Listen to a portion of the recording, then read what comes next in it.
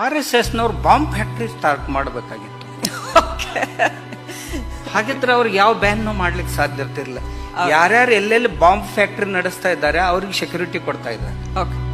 ಅಲ್ಲಿ ಬಾಂಬ್ ಸ್ಫೋಟ ಆಯ್ತು, ಈ ಸ್ಲಮ್ ಏರಿಯಾದಲ್ಲಿ ಬಾಂಬ್ ಸ್ಫೋಟ ಆಯ್ತು, ಇಲ್ಲಿ ಸ್ಫೋಟ ಆಯ್ತು, ಎಲ್ಲೆಲ್ಲಿ ಸ್ಫೋಟ ಆಗಿವೆ ಅಲ್ಲ ಅಲ್ಲಿ ಅವ್ರಿಗೆಲ್ಲ ಸೆಕ್ಯೂರಿಟಿ ಇದೆ. ಆದ್ರೆ ನಾವು ದೇಶವನ್ನ ರಕ್ಷಿಸ್ಲಿಕ್ಕೆ ಹೊರಟವ್ರು. ಈ ಜಗತ್ತಿನ ಏಕೈಕ ಸಂಘಟನೆ ತಮ್ಮನೆ ಊಟ ಮಾಡಿ ರಾಷ್ಟ್ರಕ್ಕಾಗಿ ಕೆಲಸ ಮಾಡೋ.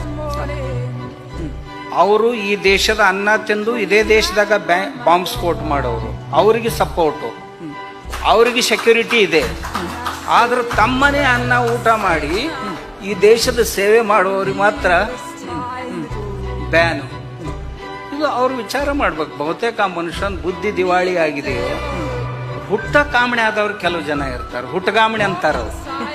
ನಮ್ಮಲ್ಲಿ ಛತ್ರಪತಿ ಶಿವಾಜಿ ಮಹಾರಾಜರ ಜೀವನದೊಳಗೆ ಹೇಳ್ತಾರೆ, ಅವ್ರ ಶತ್ರುಗಳಿದ್ರಂತೆ. ಇವ ಔರಂಗಜೇಬ ಉಣ್ಣಾಕ್ ಕುಂತನಂದ್ರ ತಾಟ್ನ್ಯಾಗ ಸಹಿತ ಸಂಭಾಜಿ ಶಿವಾಜಿ ಕಾಣ್ತಿದ್ರಂತೆ. ಇನ್ ಹಂಗ ಸಂಘ ಅವನು ಕಾಣ್ತಿತ್ತು ಅಂತಂದ್ರೆ ಅದಕ್ಕೆ ಅವನೇ ಕಣ್ಣು ರಿಪೇರಿ ಮಾಡ್ಕೋಬೇಕ ಹೊರತು ಅದು ದೋಷ ಉಳಿದವ್ರ